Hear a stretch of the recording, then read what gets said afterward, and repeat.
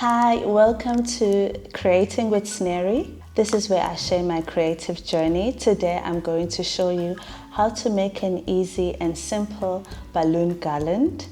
I make these quite often as a mom and wife when we are having birthdays at home, and it's nice to just put it as a decoration maybe behind us to take photos or just to create that party atmosphere. I also make these for my photo shoot sessions with my clients. Okay, so first things, what you're gonna need is you will need some balloons. So for this one, we're going to just use the standard size balloons, such as these ones. So when it comes to balloons, then it's good to think about what is the color scheme that you are going for, or what is the theme that you're going for, or maybe what the person would be wearing, the colors that they would be wearing. And then you're gonna need something to inflate your balloons.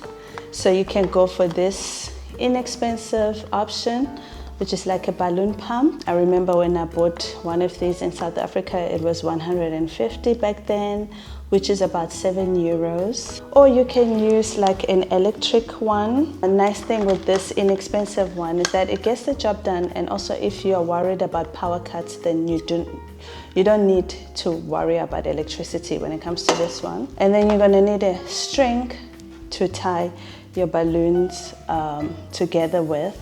So my personal favorite is this. It's a fishing line, that's what they call it. I like it because it's stable and transparent, and it will just look invisible when you are done. Especially when it comes to my photo shoot sessions, I like to leave like the end of it to tie to my stand, so then it's nice because it won't show. But you can also use any string that you have. You can use yarn, you can use a thin ribbon. So anything stable and thin will do. Okay, so for these ones, unfortunately, this particular one is not working anymore because my kids. But how it works is you just basically put your balloon in like that, and then you do this, and then it pumps air into the balloon. But for this video, I'm going to be using my electric one. It's nice and fast. Some come with the one pumping thing, I don't know what to call it, and some come with two. Ideally, that's the one you want for making a balloon garland, because then you can pump two balloons at the same time. But this works very well as well for me. Okay, so we are going to inflate two balloons. We tie them together. I have here about 40 balloons. So usually I would make about 50 or sometimes 40, between 40 and 60. It depends on how big you want your garland to be. So we're not gonna overthink when it comes to how we're mixing up our balloons. Just take two balloons.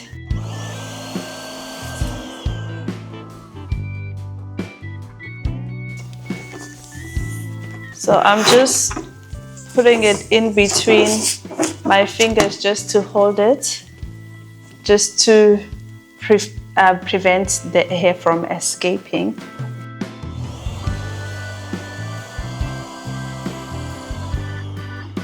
So this is what you don't want. You don't want this shape that looks like a pear. So what you're gonna do is you just deflate it to give you a nice round shape.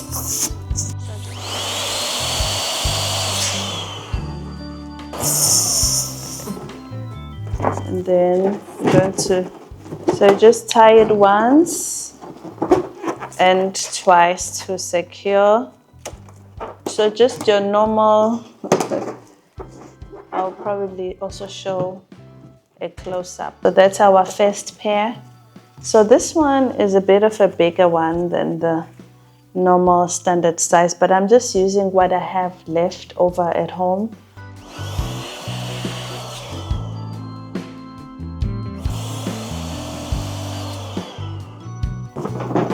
So once again, you just deflate them a little bit to give you a nice round shape. That's what we want, so that when they come together, you know, there's not much spaces between them, and it just looks nicer when it's more of a round shape. Okay, we tie them together like that. Now you have 4. What you can do is just put them together, like make an X, and then you're gonna just use one to go around the other one twice. So just twist once, 2 times, and then you make a cluster like this one. Okay, we're gonna do that again. 2 balloons.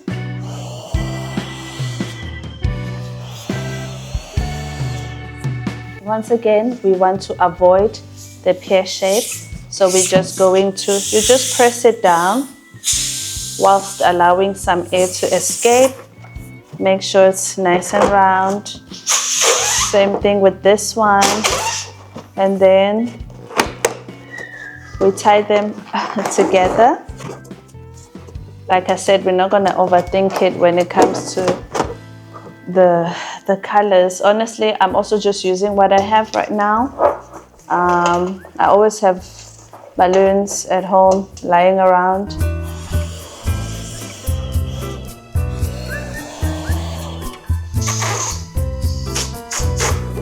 Okay, we're going to tie them together. Once again, we have 4, so what we want to make a cluster of 4.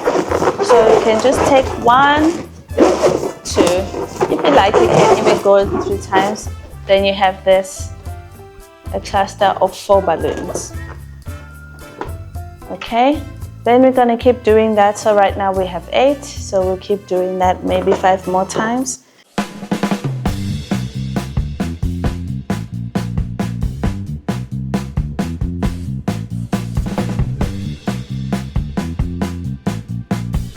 So I have my balloon clusters now. I have in total 10, so which means I used 40 balloons. Yes, I said sometimes I use about 50. Well, that would mean probably 56. You have to be able to divide it by 4 because each balloon cluster is going to be 4. Okay, so now the next step is to put them together. So like I said, I will use my fishing line, and what I do is I will leave some, it depends. Do I want to use it for my photo shoot? Then do I need the string to be able to go great lengths so that I can be able to maybe tie it at the ends of my stand? It depends. Or is it something you're just gonna stick it on the wall, so then maybe you might not need to leave like a very long string.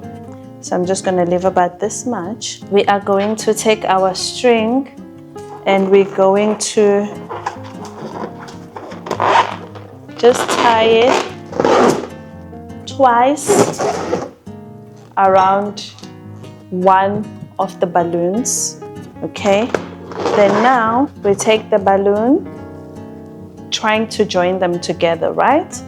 So you just try to, you know, just play around with it and see which way would make less spaces in between. And then what we're going to do is we're going to take the string once again, and then we're just going to tie it around one of them again. So we just tie around one of them. And then you can also just go around once more just to make it more secure.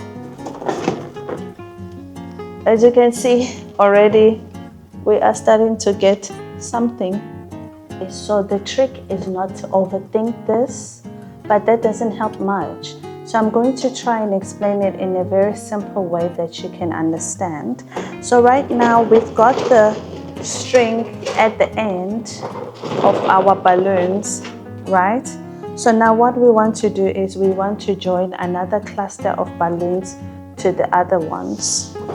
So what you can do is you hold your string so you don't lose it, and then what you're trying to do is you are trying to find a way to join the clusters and minimize the space between them as much as possible.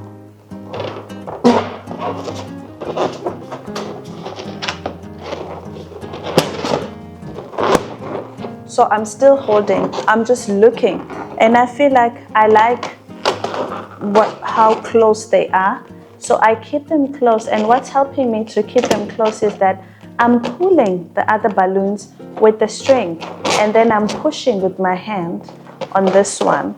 So now all I have to do is to tie my string. So what I can do is I can just tie it to the last one, to the last two balloons on the end. So I will just go once and come back with the string, and then again I'm going to tie the one closer to me like that, and the balloons are going to stay together. And then we're going to do the same thing again and again. Going to stand so that you can see a different angle. We are holding the string at the end, then we take our cluster and we just play around with it to see what's the best way to join them. I feel like this is the best way. So then I'm just going to run the string on one of them once, and then I can also just run it around the other one. So basically I'm only always using the last two, and as you can see it joins well, like there's not too much space. And now we have our balloon cluster. I mean our garland. So I'm just going to try and move back so you can see.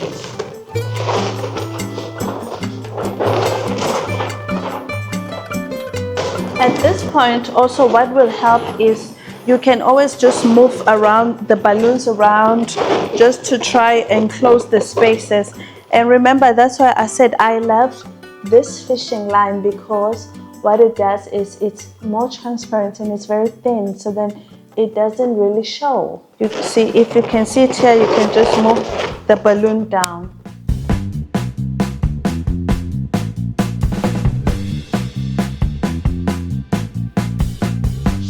And also what I want to show you is that it's because it's flexible, you can, if you want, you can arrange how you want to show your balloons, how close you want them to be.